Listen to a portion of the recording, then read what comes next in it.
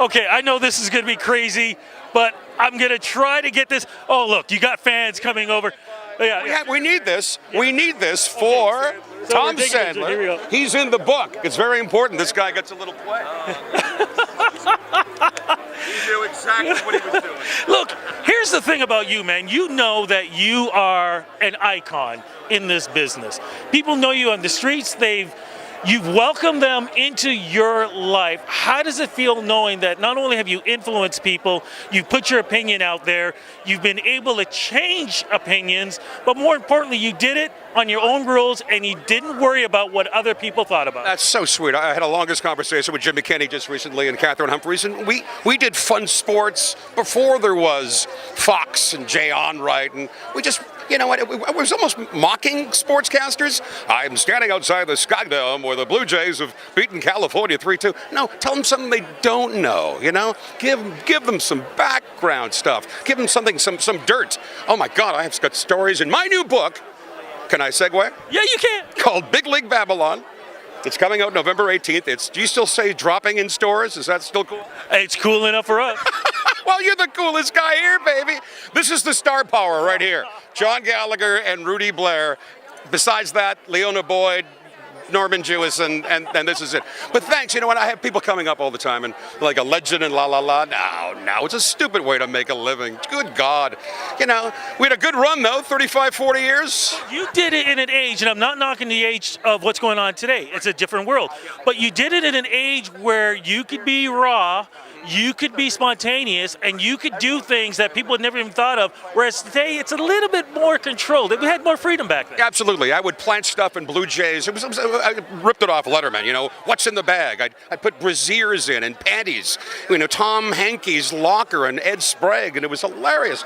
I can't believe I'm telling you this. Is this X-rated? Is this edited? It could be anything you want, man. I'm on the air, and this is part of the book. I'm on the air, and it's a story about Tonya Harding, and she's like just dropped off the planet. Right now she's doing celebrity boxing. I think she's taking on Danny Bonaducci. And I'm like, and I had this line all set up for Mark Daly at the end of a Friday night show. It's always on a Friday night. I said, you know, Mark, I had this line, you know, Mark, you could take the girl out of the trailer park, but you can't take the gum out of her mouth. I didn't say that. I said you could take the girl out of the trailer park, but you can't take the cum out of her mouth. And Mark goes, Harold's next with weather. And it almost like Ron Burgundy. You know, did you hear what you just said? I'm like, what? Go fuck yourself, San Diego? Did I say that? No. You said, and then we rolled it back, and that's exactly what I said. Oh my God, and still wasn't fired. Yeah. What are you gonna do to get fired around here? Because you probably were right what you said that second time anyways. Why? Rudy Blair. Why was it important for you to put this book together now? I know a lot of people in this industry, as they grow older, it's almost like they're worried that somebody else is going to write something about them. You're going to go, that's not what happened. Here's what happened. And again, it was during the day, speaking of Ron Burgundy, when we did all that stuff, and we went out and played. I'll tell you what, and I'm not knocking them, but you know the sportscasters out there, when we got out of City TV, it was a Queen and John, and a car was parked. I didn't have to go to work until 4 the next day.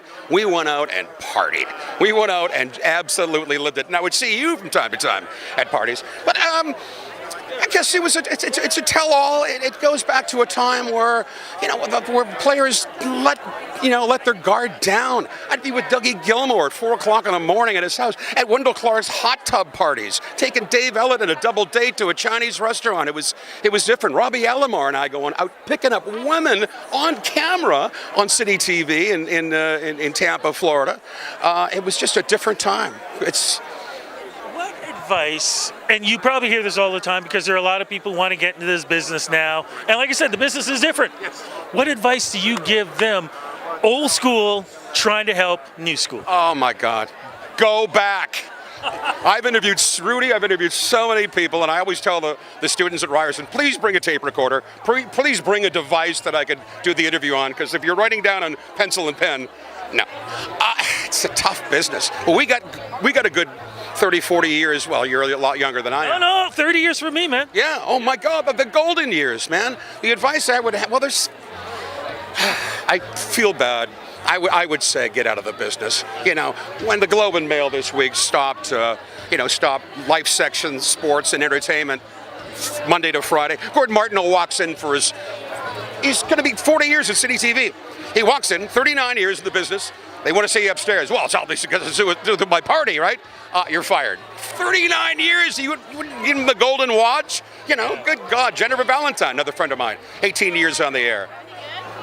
Me, you know, I was with 9 years with Moses Neimer. I love the guy. We were playing Dean Martin, you know, and Anne Murray and Frank Sinatra. There is a station, Zoomer Radio, I was going to retire at. I got fired the same day as Denise Donlin, Conrad Black, both program directors, and me. It was like, that's the business these days, and you know. Yeah, but we're survivors, and we have history, and we have a legacy that we have left to see if the younger ones can follow along. Hopefully they will, because that's why we did what we did, so they can do what they can do today. And someday you will have a book. When you hold that book, it's coming out November 18th. It's got great stories about me and Stevie Nicks all night in a hotel room. Ken Dryden whispering in my ear, you're starting the third period against the Russians in the 25th anniversary Canada-Russia game. Stories like, you know, me leaning over to light David Bowie's cigarette, Howard Cosell leaning in to light my cigar. It's got great stories, and I really have. I want to thank you for your help today, because you and I go a long way back, Rudy, Blair, baby. Damn right, man. Congratulations, but more importantly, thank you for the friendship, my friend. All of the above. You've always been very loyal, and it's been a good run. And it's not over yet, baby. Yeah. Look at us doing this. Damn Skippy, my friend. Thanks again. Thank you, sir.